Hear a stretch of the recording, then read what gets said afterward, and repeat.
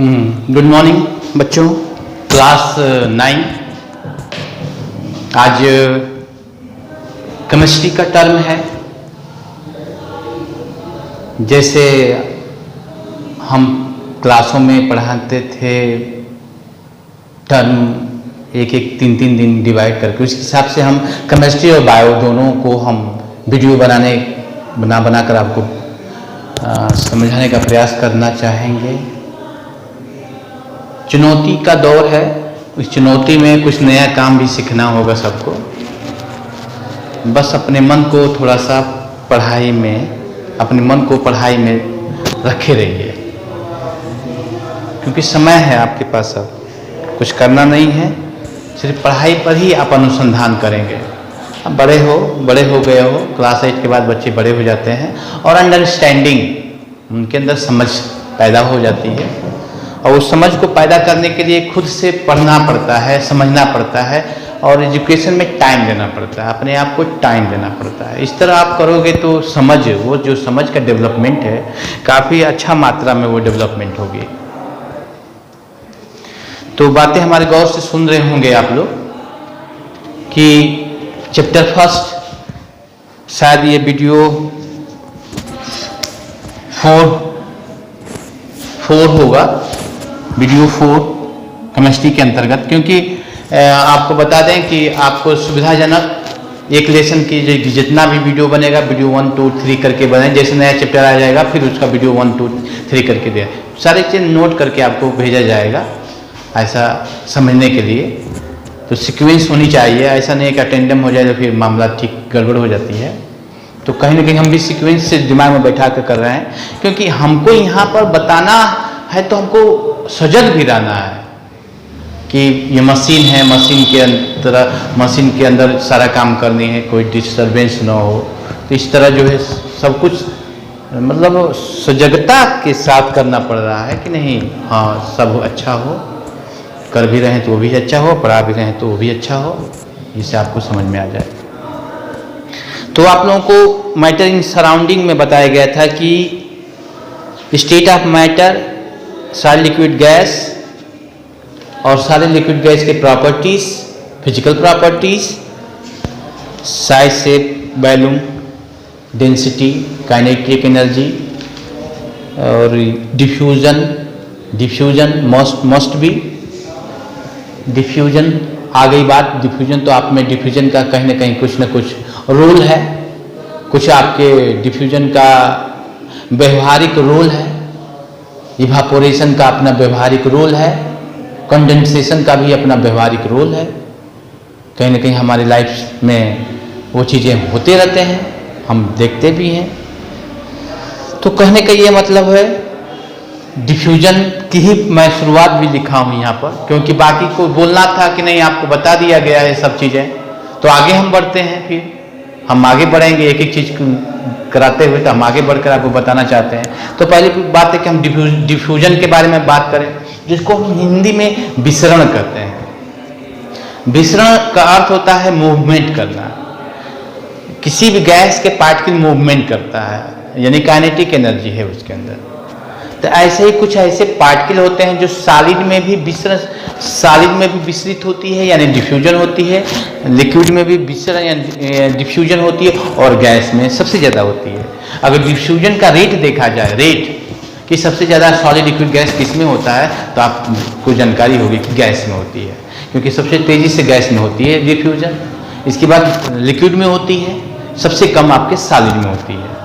तो होती है, सॉलिड में जरूर होती है। जैसे ये अगर सपोज दैट कि अगर ये लिखा हुआ चीज़ें हैं और ये लिख कर छोड़ दिया गया है काफ़ी दिनों से, तो अक्सर इनका जो कलर है ये कहीं ना कहीं हीट पाकर जो भी हो, ये क्या होंगे, फैलना चाहेंगे, क्योंकि ये लिक्विड में आएगा, यानी किसी न किसी दूसरे मीडियम में आएगा, तो ये सॉलिड पर क्या करेगा, फैलेगा, लेकिन समय लगेगा। पानी की बात करते हैं, पानी में कॉपर सल्फेट या KMnO4 जानने का प्रयास करिएगा। KMnO4, पोटेशियम, इसको लाल दवा भी बोलते हैं, पोटेशियम परमैंगनेट, ये रेड कलर की दवा, रेड दवा है ये जो पानी में पाए जाने वाले कीटाणु को मार देता है, यानी कि पोटेशियम पर मैग्नेट है। ये पानी में मिलाएंगे तो धीरे धीरे पानी जितना भाग फैला होगा उस भाग में समान रूप से फैल जाएगा। यानी कि डिफ्यूजन की जो क्रियाएं होती हैं वो हर एरिया में, पूरी जिस एरिया में अगर वो रखा हुआ है, यानी कहने का ये मतलब है कि अगर ये गिलास में आप पानी रखे हैं और कॉपर सल्फेट डाल रहे हैं तो जितनी भी एरिया है ग्लास की वाटर की, उस एरिया में सब जगह बराबर बराबर भागों में ये कोई भी कॉपर सल्फेट या आपके कोई रंग हो, कलर हो, डाई हो या लाल दवा डालेंगे तो समान एरिया में वो धीरे धीरे क्या होता रहेगा, फैलता जाएगा। तो यानी फैलने का अर्थ यानी इस तरह आप समझ सकते हैं, diffusion is a high concentration to low concentration, go to low concentration. यानी कहने का मतलब ये है कि डिफ्यूजन की जो क्रिया होती है जहाँ अधिक होता है, जहाँ कम होता है, अधिक कम की तरफ फैलती है, अधिक जो है कम की तरफ फैलती है और पूरे भाग में बराबर भागों में फैल जाती है। इसी को हम डिफ्यूजन कहते हैं। साफ यहाँ नज़र देखिए तो द स्प्रेडिंग, फैला out and mixing of A substance, यानी फैला हुआ है। मान लीजिए कोई किसी का गंध अगर आ रही है, खाना बन रही है उसका स्वाद का गंध आ रही है, कोई अगर अगरबत्ती जलाया जा रहा है, परफ्यूम है उसका आ रही है, तो कहीं ना कहीं वो गंध का जो पार्टिकल है हमारे एयर के पार्टिकल में वो मिल गया है, यानी वो मिलता जा रहा है। जैसे जैसे मिल रहा है वैसे समय गंध महसूस हो रही है।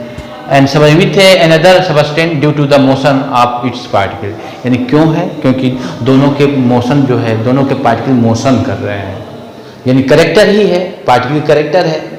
आपको पता ही है कि कुछ जो है काइनेटिक एनर्जी बढ़ जाने की वजह से, एनर्जी के लेवल या हीट एनर्जी बढ़ जाने की वजह से वो डिफ्यूज करने लगता है, यानी एयर के फॉर्म में आ जाती है और एयर जो है वही बराबर बराबर डिफ्यूजन होने लगती है। तो ये जो है कहने का मतलब है कि डिफ्यूजन की जो क्रिया होती है वो टेम्परेचर पर निर्भर जरूर करता है। देखो ये सबसे बड़ी फैक्ट की बात है कि डिफ्यूजन की जो क्रिया होती है वो टेम्परेचर पर निर्भर करता है। टेम्परेचर अगर अधिक है तो वो कहीं ना कहीं ज़्यादा तेज़ी से डिफ्यूज होगा। यानी कहने का मतलब अगर आप कहा जाता है आपको कि आप गर्म खाना खाते हो तो ज़्यादा स्वादिष्ट लगता है और क्या कहते हैं ठंडा खाना खाओगे तो कम स्वादिष्ट लगता है, ड्यू टू जो खाने के अंदर का जो स्वाद है वो गर्म होने की वजह से वो गैस में हमारी जीभ विसरित हो जाती है, फैल जाती है, जिसकी वजह से हम उसकी पूरी स्वाद को अच्छा से समझते हैं। बाकी गर्म ना होकर ठंडा हो गया तो उसके हिसाब से उसकी विसरण दर कम हो जाती है, यानी कि हमें उस स्वाद का कोई मतलब उतना रुचिकर नहीं लगती है। यही कारण है। तो कहीं ना कहीं हर चीज़ का अपना कारण होता है और कारण का अपना कोई ना कोई भौतिक भी कारण है, रासायनिक भी कारण है। तो ठीक है, आगे हम लोग फिर बात करते हैं। तो आप डिफ्यूजन सबसे ज़्यादा आप गैस में है, फिर इसके बाद लिक्विड में है, इसके बाद सॉलिड में है। इस तरह डिफ्यूजन के बारे में आपको मालूम चल गया, आप अच्छी तरह से समझ लेंगे। तो कहने का मतलब दूर तक कोई गंध आ रही है तो क्यों आ रही है, तो इसका आंसर आप डिफ्यूजन लिखेंगे, डिफ्यूजन के कारण होता है। तो इस तरह डिफ्यूजन की कहानी जो है आपका समाप्त होता है, क्योंकि ये physical state, physical properties of the solid liquid gas के अंतर्गत आ रही है।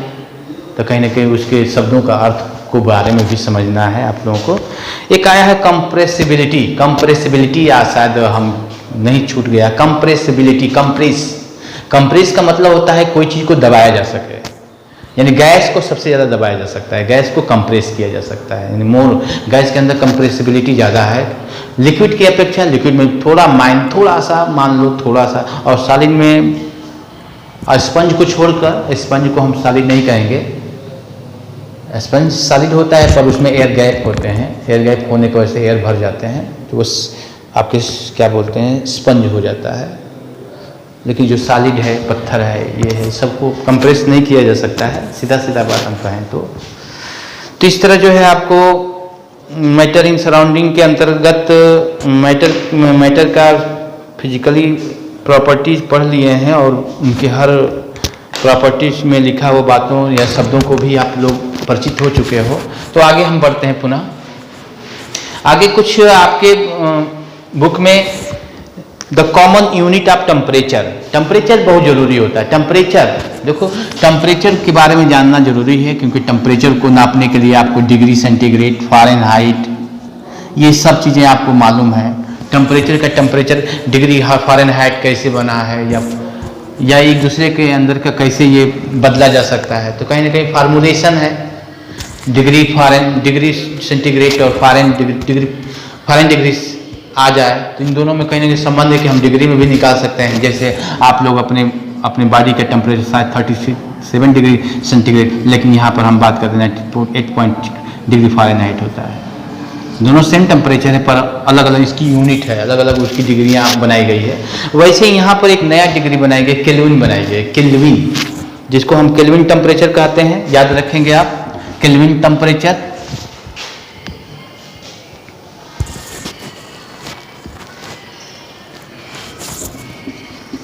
केल्विन, जिसका एक यूनिट के ले लेते हैं, ये के है। और ये केल्विन यूनिट का मतलब होता है 273, कहने का मतलब 0 डिग्री सेंटीग्रेड को उसने क्या कर दिया कि 273 केल्विन के से बात किया, 273 केल्विन। यहाँ पर बात बोलिएगा, समझ में आना चाहिए। यहाँ पर 0 डिग्री सेंटीग्रेड को 273 से जोड़ दिया गया तो सारा आंकड़ा जो है क्या आ जाएगा, केल्विन आ जाएगा। जैसे आपको मालूम होगा, जैसे टेम्परेचर, जैसे ये केल्विन में निकालना है ना, केल्विन बराबर डिग्री सेंटीग्रेड धन 273, यानी 273.15 है, पर सीधे सीधे हम लिखते हैं 273, 273 प्लस 0 तो वो केल्विन में आ जाएगा। यानी केल्विन बतानी है। अगर मान ली 100 डिग्री सेंटीग्रेड टेम्परेचर है बॉइलिंग पॉइंट, तो 100 प्लस 273, 200 प्लस 273 को जोड़ देंगे तो 300, ये आ जाएगा 373। ये आपका क्या हो गया, केल्विन हो गया। इस तरह आसान है, ये बहुत ही आसान है। बस 273 0 डिग्री सेंटीग्रेड को मान लिया है, वो केल्विन में हो गया है। उसका भी कोई ना कोई कारण होगा कि 273 क्यों है। इसके बाद इसको इसी केल्विन से आप डिग्री में भी निकाल सकते हो और केल्विन में भी निकाल सकते हो। केल्विन में दिया है, डिग्री में निकालना है, 273 घटा दो, उल्टा, यानी 400 केल्विन दिया है, आपको डिग्री में बतानी है, 273 उसमें सब्ट्रैक्ट घटा दो, घटा देंगे तो वो आ जाएगा आपका डिग्री में आ जाएगा। क्वेश्चन भी दिया है, एनसीईआरटी के बुक में भी क्वेश्चन दिया है, उसको आप सॉल्व कर लेंगे, कोई प्रॉब्लम तो है नहीं आप लोगों को। जैसे 298 केल्विन दिया है, 298 केल्विन दिया है, इसको हमको डिग्री सेंटीग्रेड में बताना है 273, इसको क्या करेंगे, माइनस कर देंगे, माइनस कर देंगे, ये हो जाएगा 5, ये हो जाएगा 2, यानी 25 डिग्री सेंटीग्रेड, 25 डिग्री सेंटीग्रेड आ गया।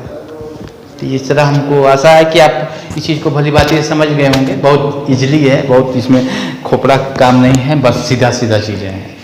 तो इस तरह जो है the common unit of temperature and इस एसआई यूनिट ऑफ टेम्परेचर, यानी एसआई यूनिट केल्विन, सच कहिए तो एसआई यूनिट केल्विन है और बाकी भी यूनिट ही कहा जाएगा। तो इस तरह जो है आपका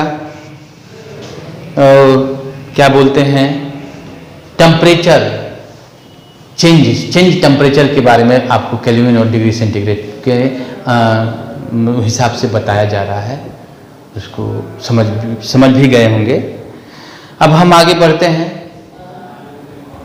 change of state of matter.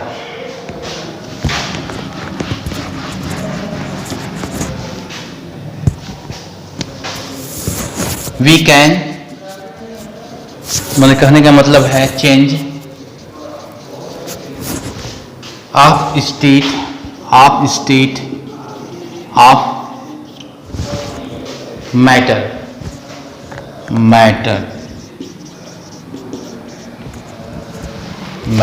ठीक है।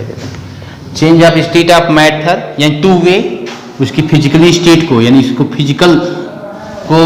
फिजिकली रूप से इसको बदलना है, उसके लिए 2 वे हैं, 2 वे।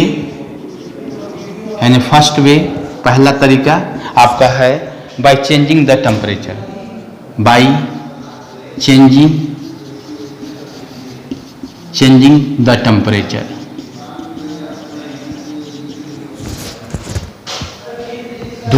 बाय चेंजिंग द टेम्परेचर और बाय चेंजिंग द प्रेशर। इस तरह जो है दो वजह से चेंज किया जा सकता है। सॉलिड से लिक्विड में बदला जा सकता है, लिक्विड से गैस में बदला जा सकता है। तो चेंज इसी को कहा गया, स्टेटों में चेंज किया गया है। यानी आप वही पढ़ लिए होंगे, बता दिया गया होगा कि पहला solid to liquid, solid to liquid. तो आगे हम इसमें लिखते हैं, आपको टेम्परेचर में ही हम बताते हैं। पहला चीज़ है, पहला सॉलिड टू लिक्विड, सॉलिड जो है लिक्विड में बदल गया, इसको हम क्या कहेंगे, मेल्ट। मतलब मेल्ट मन पिघलना, मेल्टिंग, मेल्टिंग हो गया। दूसरा आगे बात किया गया है liquid to gas, liquid to gas, इसको आपको मालूम है वेपोराइजेशन बोलेंगे, वेपोराइजेशन बोलेंगे या इवापोरेशन बोलेंगे, इवापोरेशन बोलेंगे। इस तरह नाम जानते रहें, आप समझ सकते हैं। यानी लिक्विड को गैस में, यानी उसको इतना टेम्परेचर दे दिया गया, ये टेम्परेचर दे, यानी सॉलिड को टेम्परेचर दिया गया है, यानी टेम्परेचर इसको मिला है, तब जाके वो लिक्विड में बदला है। लिक्विड को गैस में बदलने के लिए हमको टेम्परेचर देना पड़ा है, तब जाके वो किस में बदला है, गैस में बदला है। तो इस तरह टेम्परेचर के आधार पर उनको गैस टू लिक्विड आगे बताया है, gas to liquid. Gas to liquid जो चेंज होता है उसको हम बोलते हैं कंडेंसेशन बोलते हैं, कंडेंसेशन बोलेंगे। ये भी आप अच्छी तरह से समझ सकते हो।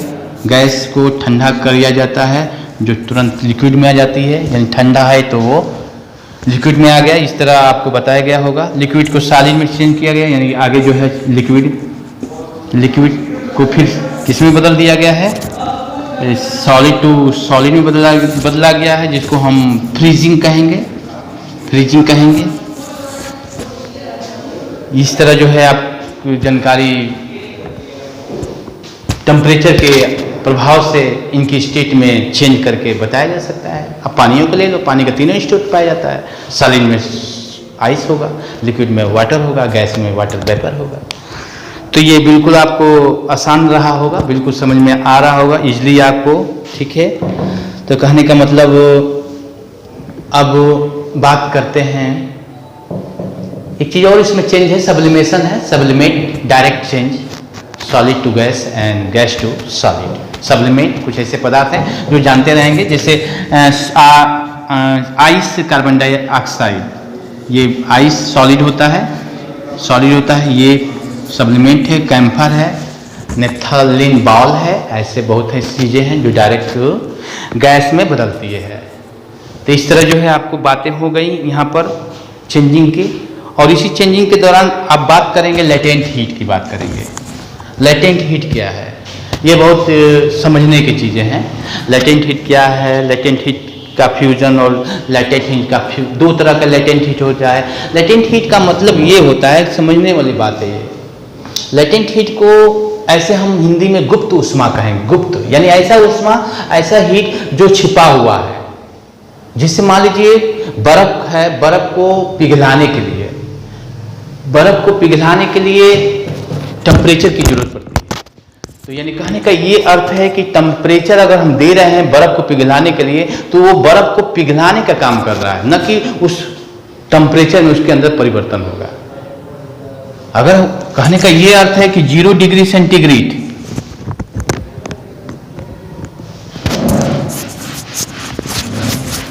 अगर 0 डिग्री सेंटीग्रेड के आइस है, 0 डिग्री सेंटीग्रेड के अगर आइस है और इसको मेल्ट किया गया, टेम्परेचर दिया गया, टेम्परेचर दिया गया, तो ये 0 डिग्री के वाटर में ही वो बदलाव करेगा। वो 0 डिग्री यानी वो एनर्जी, यानी वो हीट कहाँ गया, यानी ये जो थोड़ी सी हीट इसको दिया है, इसको वाटर में बदल दिया है, यानी वो मेल्ट हो गया है। जो मेल्ट हो गया तुरंत, उसको भी अगर हम थर्मामीटर से नापते हैं तो 0 डिग्री ही शो कर रहा है, यानी वो टेम्परेचर गायब कहाँ हुआ, यानी वो जो टेम्परेचर जो गायब हो गया है उसी को हम बोलते हैं लेटेंट हीट। क्या बोलेंगे, लेटेंट हीट बोलेंगे। तो बात को फॉलो आप लोग कर सकते हो।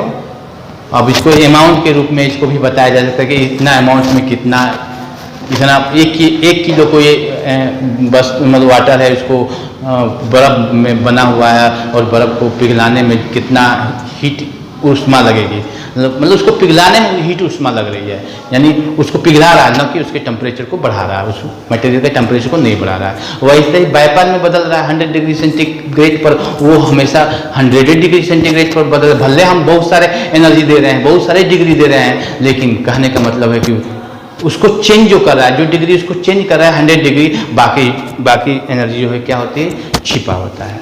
इस तरह जो है उसके, इस तरह आपने लेटेंट हीट के बारे में जाना। लेटेंट हीट, तो कल लेटेंट हीट के बारे में अच्छी तरीकाओं से उसको और समझा जा सकता है, कुछ जो है एग्जाम्पल के माध्यम से समझा जा सकता है, तो आपको बिल्कुल समझ में आ जाएगा। तो इस तरह जो है लेटेंट हीट की बात करके फिर कल की वीडियो में लेटेंट हीट्स को बताते हुए हम आगे बढ़ेंगे। आज के लिए इतना सब, छोटी छोटी वीडियो के माध्यम से आप लोग बार बार समझेंगे। वीडियो तो बहुत अच्छी बात है, एक तरह से एक सकारात्मक बात है कि जो बातें बार नहीं समझ में उसको बार बार सुनो, बार बार सुनोगे, कुछ न कुछ आप पढ़े रहोगे तो कुछ न कुछ मैचिंग होगा ना ज्ञान में, तो मैचिंग हो जाएगा तो सही है, नहीं होगा तो कहीं ना कहीं हो सकता है हमारे अंदर भी प्रॉब्लम हो सकती है, हो सकता है कहीं मिस्टेक हो सकती है। मिस्टेक को भी आपको बतानी है, क्योंकि आप टैलेंट हो तो हो, कहाँ से आप ले सकते हो, क्योंकि जरिया तो बहुत है एजुकेशन का, मोबाइल है, जरिया है, आप सब कुछ उसमें पा जाओगे। बाकी हम लोग एक तरह से क्लास के हिसाब से आपको ट्रीटमेंट दिया जा रहा है कि नहीं, परिचित हो हमसे तो आप परिचित बने रहो, बात को समझते हो तो समझते रहो। बस इतना सा आज के लिए, थैंक यू।